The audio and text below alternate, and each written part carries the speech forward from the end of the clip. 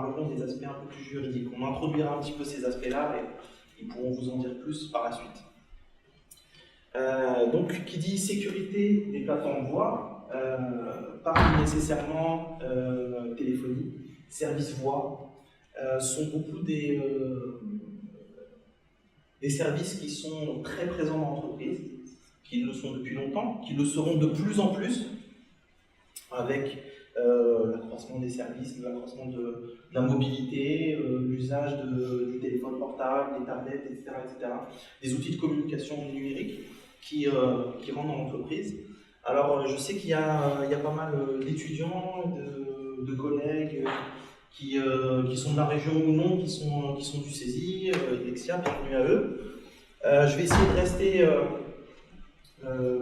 à aborder ce thème-là de manière un peu globale pour que ça puisse être suffisamment parlant à tout le monde. Quelle que soit la taille de l'entité dans laquelle vous travaillez aujourd'hui ou dans laquelle vous travaillerez plus tard, pour donner un petit vernis, être sensibilisé par rapport aux aspects sécurité liés à la voix. Donc, premièrement, je vais d'abord me présenter. Donc, je m'appelle Lamine Tamakela. J'ai fondé, je dirige une société qui s'appelle Consulting Time, qui fait du conseil, de l'ingénierie et de la stratégie en tout ce qui va être télécommunication, outils et solutions de communication numérique pour les entreprises. Et d'un côté les entreprises et d'un autre côté les professionnels du numérique, opérateurs, constructeurs, qui fabriquent vos téléphones, vos équipements réseau, et éditeurs de solutions. Le gros de mon cœur de métier, c'est la téléphonie d'entreprise, les télécoms, donc c'est à ce titre que je vais vous parler du sujet d'aujourd'hui. Très brièvement, ça fait à peu près 8 ans que je travaille dans ce domaine-là, avec des entreprises de toute taille, mais principalement beaucoup d'entreprises importantes comme Bouygues Télécom, La Poste et autres que vous pouvez voir ici. Et Consulting Time a une activité à la fois en France et à l'international. Donc pour le sujet dont nous allons parler tout de suite, quelle plateforme voix pour les entreprises? Donc, que vous soyez dans l'entreprise dans laquelle vous allez travailler ou peut-être vous allez vous-même créer des entreprises dans peu de temps, vous êtes dans cette problématique-là en ce moment, dans ce challenge-là, bravo à vous. Il faut savoir que l'usage de la téléphonie en tant qu'outil de communication numérique est très important, mais va l'être de plus en plus et de plus en plus fort pour les entreprises de toute taille. C'est vrai qu'avant, c'était assez réservé à des entreprises d'une certaine taille, PME, grandes entreprises, qui avaient une grosse activité avec des standards, des équipes de support, etc.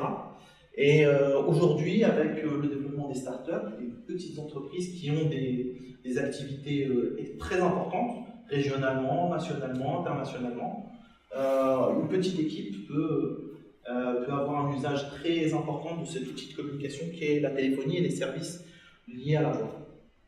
Donc ce qu'on peut dire, c'est que donc les entreprises de toute taille ont de plus en plus des besoins forts en téléphonie pour leurs activités. Aujourd'hui, qu'est-ce que ça représente? Donc ces entreprises qui ont des besoins forts, 30% de ces entreprises sont des TPE, donc de 1 à une petite dizaine de collaborateurs. 60%, la majorité restent encore des PME. Des entreprises jusqu'à, on va dire, un demi-millier de collaborateurs.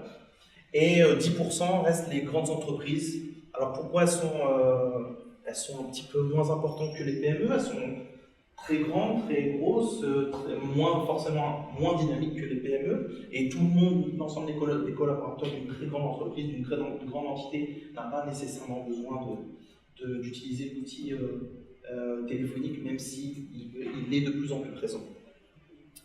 Donc, grosso modo, quand on parle de voix et de solutions de communication numérique liées à la voix comme la téléphonie, on peut distinguer, pour rester global et toucher un peu tout le monde, deux topologies, deux types de plateformes.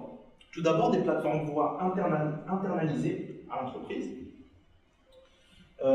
C'est-à-dire que le serveur voix, la solution voix est chez vous, elle vous permet de téléphoner. Aujourd'hui, par exemple, tout le monde chez soi a une box internet, vous pouvez passer des appels, recevoir des appels. On a une partie de l'intelligence, c'est un peu ce pendant-là, c'est cette petite box qui est chez vous. Mais lorsque vous êtes une entreprise, vous n'avez pas besoin d'une seule ligne, vous avez besoin de plusieurs lignes, vous avez besoin de services, d'un standard, de renvoi d'appels, etc. C'est l'objet de ces plateformes-là. Donc, la plateforme peut être internalisée chez vous, on appelle ça des PABX, la téléphonie traditionnelle, des IPBX, des solutions propriétaires open source, ou externalisée. Alors, ça porte plein de noms. En général, c'est hébergé chez le fournisseur de services, l'opérateur. On a parlé pendant un temps de Centrex, on parle de UCAS, de communication unifiée comme des services. Globalement, on peut mettre tout ça dans ce qu'on appelle le cloud. Pour tout type d'usage, on va parler de cloud téléphonique.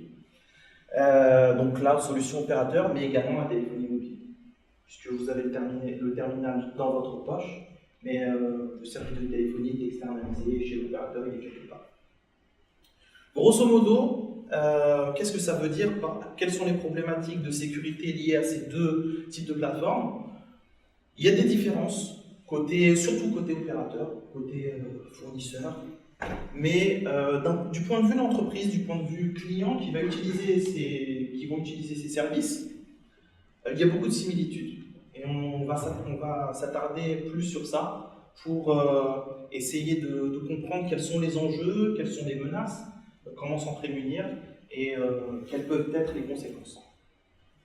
Donc, tous ces types de solutions-là génèrent à la fois de la complexité par rapport à la sécurité et aussi beaucoup de vigilance, et c'est ce qu'on va voir. Donc, on va commencer tout de suite par quelles sont les menaces liées à la voix dans l'entreprise, à la téléphonie dans l'entreprise. Tout d'abord, il y a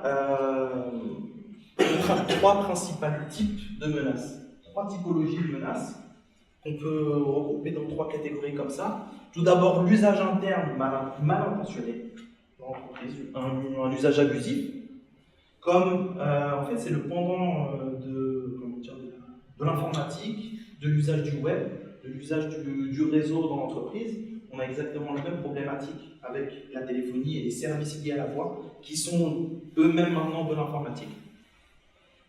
Le détournement des accès téléphoniques, on va rentrer dans les détails pour voir un petit peu ce que c'est, et l'exploitation de failles du système téléphonique. Comme vous avez dû voir, je pense, si vous étiez là dans la matinée, et il y aura une autre compte tout à l'heure, c'est pareil, c'est la même chose, c'est du piratage, c'est l'exploitation de failles informatiques pour profiter du système, soit pour essayer de casser le système, pour troller le système, ou pour en détourner l'usage. Donc un usage interne mal intentionné, qu'est-ce que ça peut être? Premièrement, le gros risque, et c'est le principal risque, et en général c'est les principaux cas de litige en entreprise, c'est de l'écoute illégale. L'écoute illégale, de l'espionnage. Par exemple, écouter ce que son responsable, écouter ce que le PDG ou une personne qui a une fonctionnalité ou une information sensible dans l'entreprise est en train de communiquer et faire une écoute. Ça, c'est illégal, c'est une atteinte à la confidentialité et c'est un détournement d'usage. Donc, une utilisation abusive des écoutes silencieuses, parce qu'il faut savoir que dans les solutions de téléphonie professionnelles, il y a des fonctionnalités qui sont prévues pour ça. Soit pour deux exemples très simples. Par exemple, une fonctionnalité téléphonique entre un patron et sa secrétaire, pour que le patron donne des directives à son assistante. Il y a des fonctionnalités qui fonctionnent comme un interphone. Et il suffit d'appuyer sur un bouton, donc on peut communiquer son information directement, mais aussi on peut écouter ce qui se passe à l'autre bout du fil. Donc si c'est utilisé par la mauvaise personne, ça peut être une faille de l'écoute illégale, de l'espionnage tout simplement. Autre utilisation détournée, c'est par exemple quelle deuxième sur l'écoute illégale, ça va me revenir, c'est pas grave, je vais continuer. Écouter par exemple la messagerie vocale d'un collaborateur auquel on ne devrait pas écouter. Je passe dans le bureau d'un collègue, dans le service financier, à la RH, etc. Je peux accéder directement à son téléphone et écouter ses messages vocaux. Ça, c'est une utilisation illégale, et également l'usurpation d'identité. Là encore une fois, accéder facilement au téléphone de quelqu'un. Alors c'est pas forcément comme vous voyez, des menaces forcément très techniques. On ne vient pas pirater le système pour prendre usurper l'identité de quelqu'un. Ça existe également, mais c'est pas ce qui est le plus répandu. Généralement, là on est dans le cas des usages internes mal intentionnés, c'est ça. C'est quelqu'un va sur le poste de quelqu'un d'autre et utilise son identité phonique, par exemple, pour j'appelle le responsable des achats avec qui j'ai pas l'habitude d'échanger et je lui commande, je lui dis qu'il passe commande pour un iPad pour moi. Ça tombe bien, c'est bientôt Noël. Voilà. Il ne faut pas le faire. Voilà, ça c'est l'exemple type d'usage interne mal intentionné et ce sont les principales menaces qui existent sur les appareils téléphoniques. C'est vrai qu'on pense beaucoup à sécuriser les PC, les ordinateurs, mais les terminaux téléphoniques sont aussi des sources de menaces très fortes. Autre type de menace, le détournement des accès téléphoniques de l'entreprise. C'est la deuxième grosse menace pour l'entreprise et peut-être la menace qui peut être la plus préjudiciable parce qu'elle porte directement atteinte à la finance de l'entreprise. Ça peut être assez préjudiciable pour l'entreprise. C'est par exemple la fraude téléphonique dans le but de passer des appels gratuitement. Alors, là encore une fois, ce sont des personnes qui sont dans l'entreprise qui en profitent pour faire des appels abusifs dans la journée ou aux heures non ouvrées. Ça peut être également beaucoup de cas qu'on rencontre. Généralement, c'est par exemple la femme de ménage, le soir, en train de passer l'aspirateur, elle utilise le téléphone pour appeler son fils qui est en déplacement aux États-Unis. Voilà. Si la communication aux États-Unis ne fait pas partie du package du forfait de l'entreprise, ça peut être une facture assez élevée pour l'entreprise. Mais il peut y avoir plus grave encore, quelqu'un qui va programmer un renvoi d'appel sur un téléphone vers un numéro surtaxé. Une personne qui est complice ou qui a elle-même une activité de réception d'appel avec un numéro surtaxé en France ou à l'étranger, par exemple, et qui génère du trafic sur ce numéro-là pour engranger des minutes et surtout beaucoup d'argent. Et ça aussi, c'est beaucoup d'argent, un préjudice financier important pour l'entreprise. Et il y a également aussi des gens qui en profitent complètement pour faire du business, c'est-à-dire qu'ils vont placer des gens qui sont un peu geeks, qui ont un peu une connaissance plus pointue technique encore, qui vont placer ce qu'on appelle des modems fantômes au sein de l'entreprise, dans un local qui n'est pas utilisé, derrière une pile de documents, pour pas qu'on voit l'équipement, et faire se comporter comme un opérateur et faire de la revente de communication pour des tiers, voilà, en utilisant clairement le réseau de l'entreprise et les outils de communication de l'entreprise. Ça existe et ça aussi c'est beaucoup de cas de plaintes et aussi aujourd'hui beaucoup de cas de litiges entre des entreprises et leurs opérateurs ou des plaintes entre X, etc. On en parlera un petit peu après pour l'aspect sur les conséquences. Troisième grande catégorie de menaces, c'est comme en informatique, puisque la téléphonie, vous savez, on a tout à l'heure parlé de PABX, d'IPBX. Donc la téléphonie d'entreprise, elle existe depuis longtemps, mais avec l'arrivée d'Internet, la démocratisation d'Internet depuis le début des années 2000, la téléphonie est devenue IP, comme un ordinateur. Qui dit téléphonie IP dit également beaucoup de couplage de services, de nouveaux services entre la bureautique et la téléphonie. Par exemple, vous avez des fonctionnalités, lorsque vous êtes une entreprise, vous souscrivez à des services pro, vous pouvez être informé lorsqu'une personne vous appelle, que c'est par exemple Monsieur Michu qui travaille dans telle entreprise, vous travaillez en ce moment avec lui sur tel projet, vous pouvez personnaliser votre accueil d'appel. Comment vous le savez? Parce que la fiche de M. Michu, elle est dans le CRM de l'entreprise. Elle est couplée au système de téléphonie et vous avez une information au moment de l'appel entrant, vous pouvez adapter votre accueil pour votre client, pour votre partenaire. Ça, ce sont des fonctionnalités de plus en plus demandées et du coup, ça entraîne une jointure, aussi une porosité plus forte entre ces nouveaux services voix, ces nouveaux services téléphonie et l'informatique existante, le système d'information existant d'entreprise. Il faut être très sensibilisé à ça parce que c'est aussi une nouvelle manière d'entrer dans l'entreprise pour les pirates. Donc, l'exploitation de failles du système téléphonique pour faire ce qu'on connaît, du déni de service, c'est-à-dire des attaques en masse pour dénaturer, saturer, saboter le système téléphonique existant. Donc, ça se ressent directement sur l'activité de l'entreprise. Soit l'entreprise est perturbée dans son usage, soit elle peut complètement plus utiliser son service de téléphonie, et ça a un impact direct sur son activité. Comme en informatique classique. Et c'est également, comme je disais, les réseaux téléphoniques sont aussi de plus en plus des nouveaux canaux d'intrusion pour pirater l'entreprise. C'est-à-dire on utilise la téléphonie pour entrer dans l'entreprise, trouver une faille, une porte pour accéder au système d'information et ensuite faire comme d'habitude, ce que les pirates savent faire, accéder à des informations, diffuser des virus, etc., etc. Alors, par rapport à toutes ces menaces, 3 grandes catégories de menaces, qu'est-ce que l'entreprise peut faire, quelle que soit sa taille?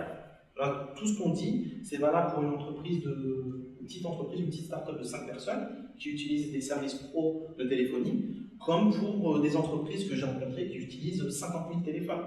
Voilà. C'est exactement la même chose. Après, bien sûr, la complexité n'est pas la même. Donc, comment s'en prémunir? Alors, il existe des solutions en amont, et il existe des manières préventives déjà. Premièrement, parce que c'est fortement lié aussi à l'usage. En premier lieu, comme on a vu, l'utilisation mal intentionnée. Mais aussi, on a des outils, des indicateurs qui peuvent nous dire, voilà, en ce moment, il y a une fraude, il y a un usage malveillant de mon service de téléphonie, ça va me coûter de l'argent, il faut que je fasse très attention. Alors, comment faire? Tout d'abord, comme tous les outils de communication numérique, que sont l'informatique, le système d'information, la téléphonie est un nouvel outil de communication numérique, il faut l'intégrer dans la politique de sécurité de l'entreprise. De la même manière que les équipes qui gèrent, soit l'équipe dirigeante dans l'entreprise, comme c'est une petite structure, soit les grandes structures qui ont des équipes informatiques, qui ont des SI, ont des politiques de sécurité liées à la bureautique, liées déjà, sans parler de ces outils-là, déjà liées à l'accès aux locaux de l'entreprise, à l'accès aux données de l'entreprise, la gestion des données de l'entreprise, l'accès à l'informatique. Là, il y a la même chose, le même pendant pour la téléphonie. Il faut intégrer ceci dans des process de sécurité et sensibiliser ces équipes. Générer des rapports d'état, des tableaux de bord, pareil, encore une fois, comme en informatique, pour connaître l'état d'un système, savoir est-ce que tout fonctionne bien, est-ce que les fonctionnalités que je suis censé utiliser sont fonctionnelles, est-ce qu'il y a des nouveaux services qui ont été configurés que je me demande pourquoi ça a été activé, est-ce que j'ai pas un collaborateur qui utilise fortement son forfait téléphonique et il y a peut-être un usage détourné qui en est fait. Voilà, tout ça, ce sont des rapports d'état qui existent dans ces solutions-là. Avoir une journalisation de l'activité, des logs. Donc tout ça, c'est la politique de sécurité de l'entreprise pour ces usages-là. C'est également, deuxièmement, la protection des équipements téléphoniques liés à l'usage de la voix. Comment protéger ces équipements? Tout d'abord, il y a faire réaliser des audits régulièrement. Alors ça peut être soit à sa demande, soit souvent c'est aussi intégré dans les contrats de maintenance des entreprises. La société qui vous loue ou chez qui vous avez acheté votre serveur de téléphonie ou qui vous fournit un serveur externe, un service externalisé, peut vous proposer ou vous propose, parfois obligatoirement, c'est intégré à votre contrat, la possibilité de réaliser des audits. Là encore, il faut être averti et savoir quoi concerne l'audit. Est-ce que c'est juste le fonctionnement du téléphone? Est-ce que c'est un passage en revue de l'usage de ma solution pour savoir est-ce que c'est efficace ou pas? Donc surveiller l'activité. L'activité en termes de service, c'est aussi surveiller les modifications de configuration, les fonctionnalités sensibles, la facturation. Ça, c'est en général, c'est comme ça qu'on détecte vraiment une utilisation frauduleuse, une faille de sécurité dans l'entreprise.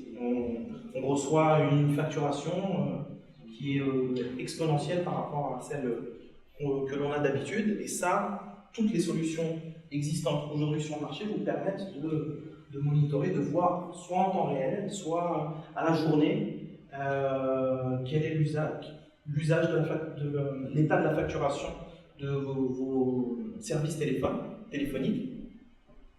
Mais aussi, par exemple, comme on a vu tout à l'heure, le paramétrage de renvoi, ce genre de fonctionnalités qui peuvent être sensibles et utilisées à des fins frauduleuses. Les interfaces suivant les solutions sont plus ou moins évoluées, vous permettent de savoir il y a une modification que, par exemple, le responsable ou moi, dirigeant, je n'ai pas demandé, comment ça se fait? Ça peut être une manière de détecter. Et également, bien sûr, sécuriser l'accès physique aux équipements. Donc, soit à l'endroit où est hébergée la solution téléphonique, si c'est chez vous, ou le routeur, ou ce genre de choses. Ou alors le téléphone en lui-même. On le verra après. Alors pourquoi je parle beaucoup aussi de téléphone? C'est vrai qu'aujourd'hui, c'est quand même une spécificité, je ne vais pas dire mondiale, mais quand même forte en Europe, c'est que en France, dans les entreprises françaises, l'usage du téléphone fixe est encore très forte. C'est pour ça qu'il y a toujours dans les entreprises, même si ça se fait de plus en plus, surtout dans les entreprises jeunes, dynamiques, qui utilisent des smartphones, des tablettes avec des softphones, etc., l'usage du téléphone fixe est encore très fort. Et il y a aussi des moyens de sécuriser l'accès au téléphone. Tout simplement, la première chose, c'est de mettre un mot de passe sur l'usage du téléphone, mettre un code de numérotation, pour pas que ce soit n'importe qui rentre dans l'entreprise, un livreur vient déposer quelque chose, il voit un téléphone, il dit tiens, je vais en profiter pour appeler quelqu'un à l'autre bout du monde ou faire quelque chose, il ne puisse pas facilement utiliser le service. Et enfin, un aspect encore un peu plus technique, c'est-à-dire protéger le réseau téléphonique en lui-même. C'est-à-dire la configuration pour que un service de téléphonie fonctionne, c'est comme je l'ai déjà dit plusieurs fois, c'est de l'informatique. Il y a des prérequis, il y a besoin d'avoir un réseau qui fonctionne de telle manière, des switches de telle configuration pour que le service soit optimal. Ce sont des services très consommateurs en ressources. Et du coup, il y a besoin d'une configuration sur le réseau de l'entreprise, le réseau LAN de l'entreprise qui est spécifique. C'est là où il peut y avoir des failles.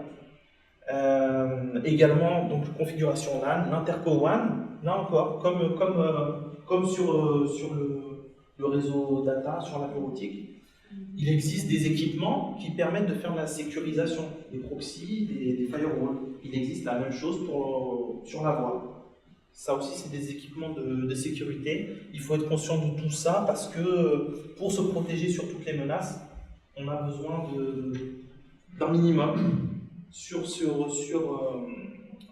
au niveau réseau pour se protéger. Donc la configuration, la sécurisation particulière de certains terminaux. Ça peut être par exemple renforcer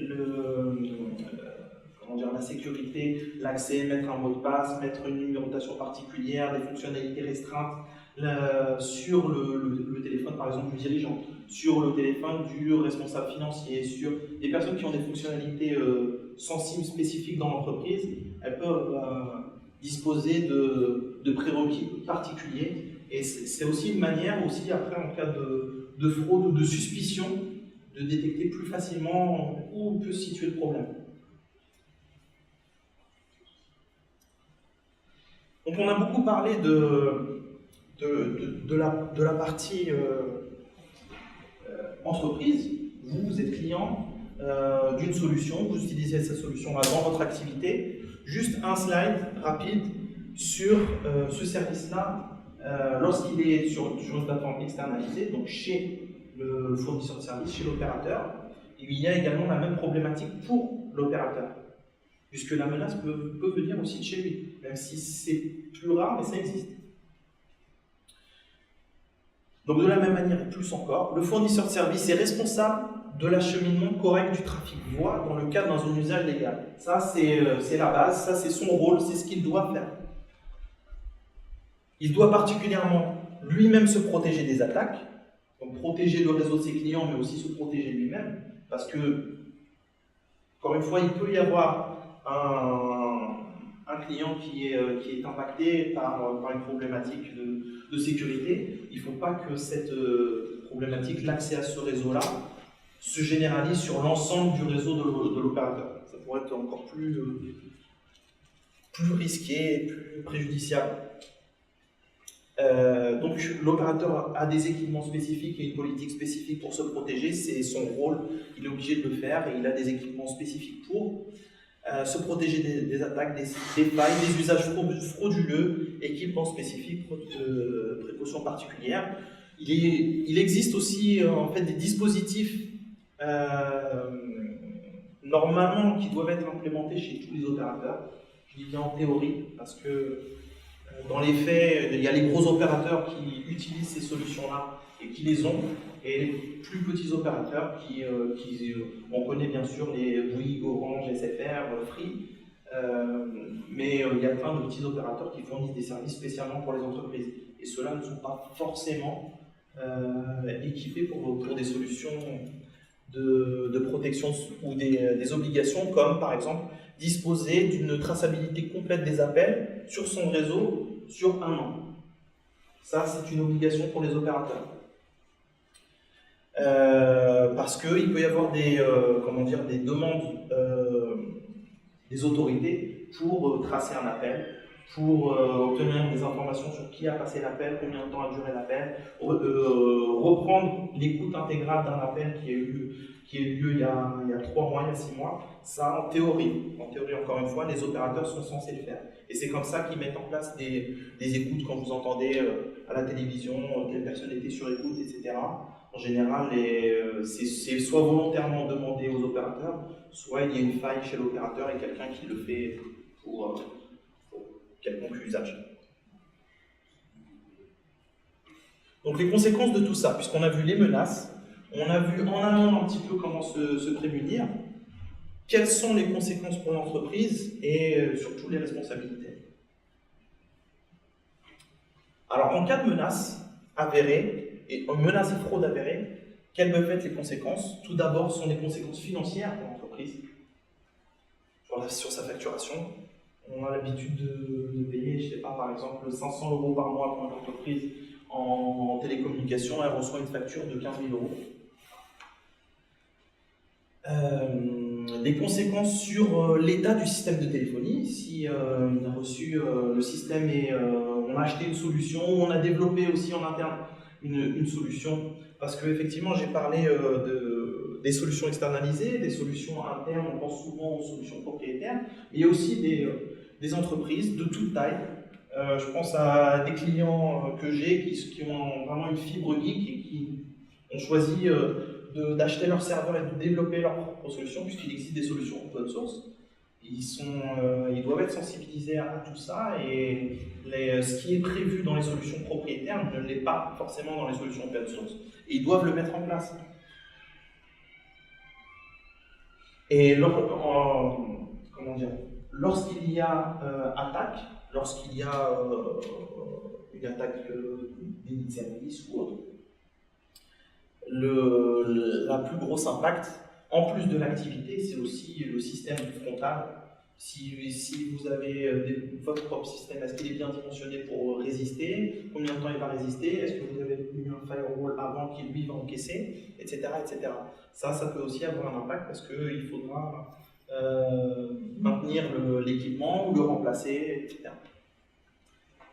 Ça a des conséquences, bien sûr, comme on l'a vu sur le fonctionnement de l'entreprise. Si vous subissez une fraude, sur la productivité, sur, par exemple, des écoutes illégales ou de l'espionnage qui ont transmis des informations importantes, cruciales sur des dossiers à des concurrents. Ça, c'est ce qui se fait énormément.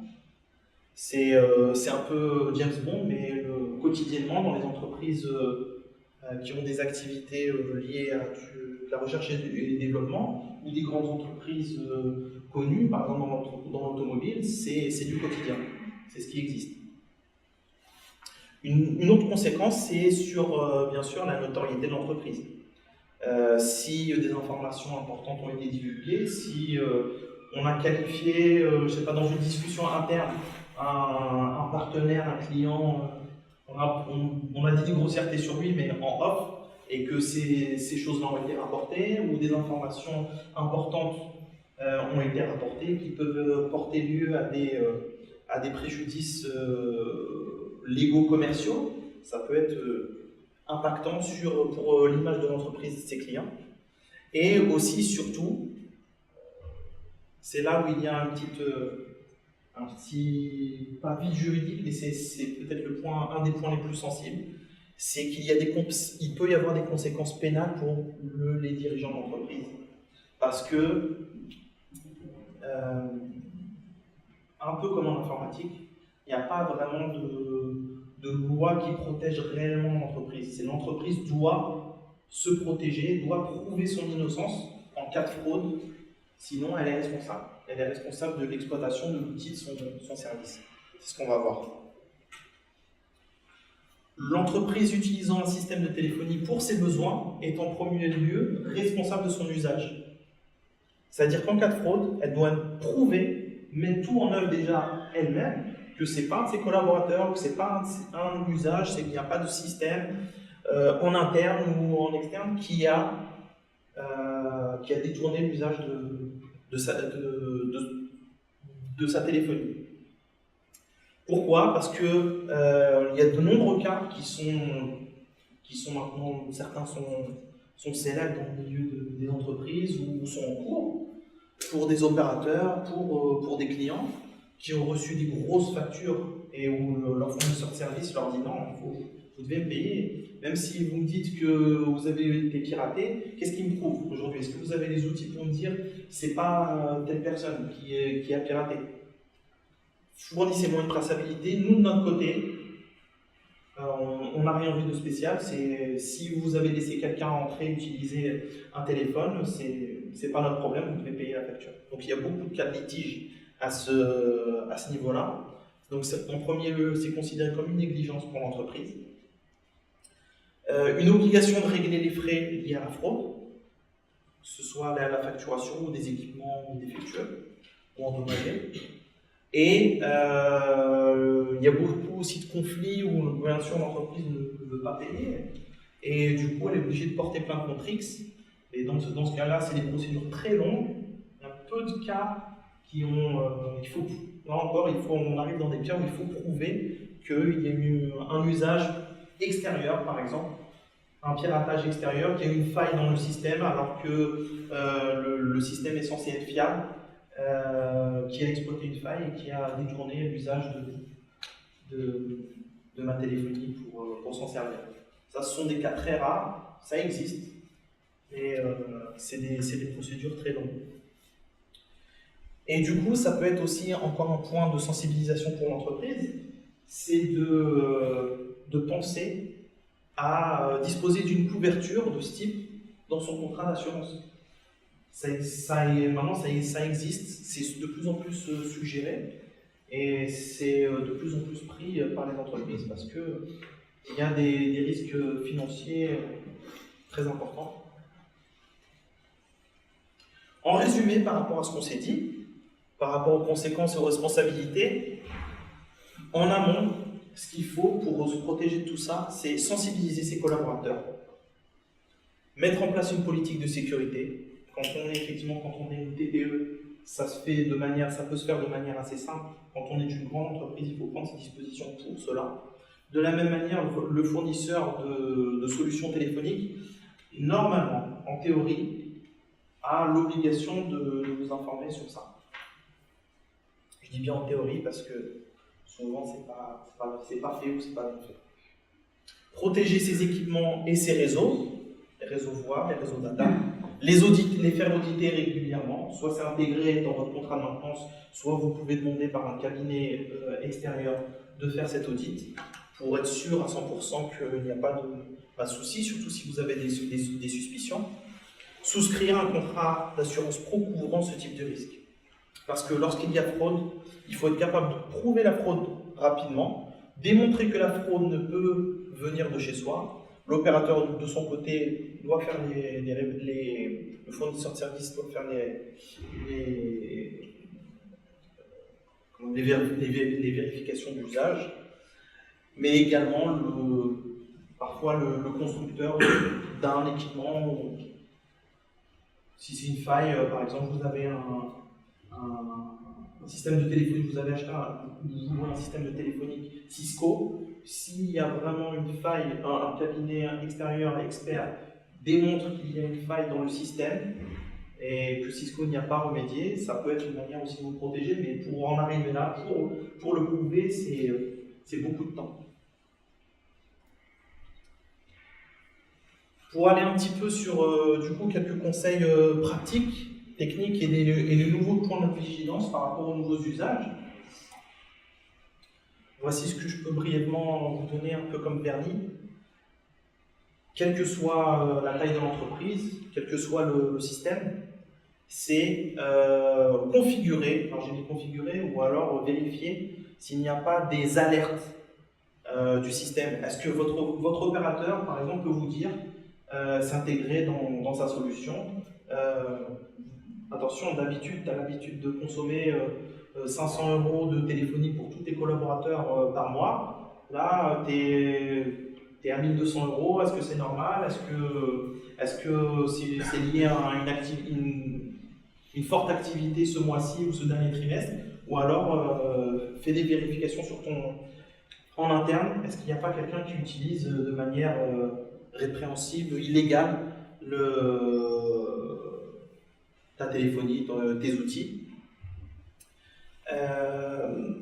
Mettre en place des mots de passe, c'est simple. C'est le B.A.-ba, c'est la base, c'est le niveau 0.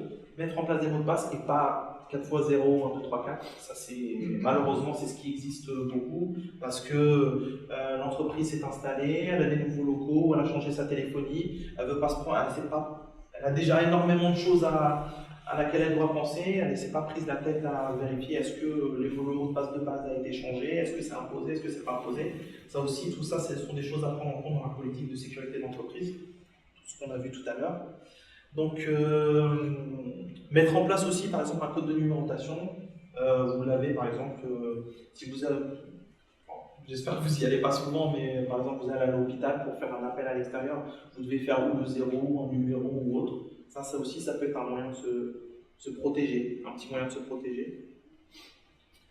Idem pour la messagerie. Sécuriser les terminaux ayant accès au réseau voix et au système téléphonique. Alors là, je pense sur la partie un peu plus réseau. Si vous managez vous-même votre système de téléphonie en interne, donc là c'est plus adapté aux plateformes internalisées, ou alors si vous avez des recommandations à faire à votre prestataire qui vient installer le serveur de téléphonie au moment où vous avez souscrit à l'offre, c'est de lui dire voilà, j'ai un plan d'adressage réseau particulier. Je veux que l'ensemble des téléphones, par exemple, l'ensemble de mes téléphones ou les téléphones de ce service disposent de telle adresse et qu'ils soient identifiés facilement sur le réseau. Ça peut permettre aussi d'identifier d'où viennent les problèmes en cas de fraude, sur la traçabilité, toujours par rapport au tableau de bord, etc. Ça permet de remonter facilement l'information jusqu'au au terminal qui peut poser problème. Ça peut être également la configuration de restrictions, ce qu'on appelle les blacklist, whitelist, c'est-à-dire tout simplement, je veux pas que mes collaborateurs ou uniquement les collaborateurs de tel service ont droit aux appels à l'international, ou n'ont pas le droit d'appeler les numéros surtaxés, ou ne peuvent pas appeler les numéros mobiles. Ça aussi, c'est une manière de verrouiller son système et de se protéger. Il y a également la demande, là aussi, une manière de sécuriser son système de manière technique, c'est mettre en place des protocoles de sécurité ou du chiffrement pour les appels en interne ou pour l'authentification sur les terminaux, sur les communications. Et là où j'apporte une vigilance particulière, c'est sur des usages qui se font de plus en plus. C'est l'usage de softphone, donc un petit applicatif sur votre ordinateur ou sur une tablette, par exemple, ou maintenant sur un smartphone, qui vous permettent de téléphoner depuis chez vous ou maintenant même se passer du téléphone et l'utiliser comme terminal téléphonique dans l'entreprise. Là, on est vraiment dans le cadre, ce qu'on a dit tout à l'heure, où on utilise un service voix sur le réseau, en tout cas dans l'environnement bureautique, dans l'environnement data, et où il faut faire vraiment attention, soit sur l'état du terminal, que ce soit un mobile, une tablette, un ordinateur, il y a des menaces, il y a des antivirus, il y a des outils pour scanner l'état de la machine. Une personne qui va recevoir, qui a un smartphone avec un softphone, reçoit un SMS.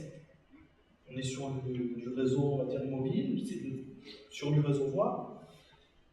Et ça se fait surtout, là c'est la mode en ce moment, avec un lien dedans, finalement, qui est un malware, qui est un virus qui va s'installer sur votre smartphone. Et pendant ce temps-là, vous allez accéder lorsque vous êtes dans l'entreprise, aux données de l'entreprise.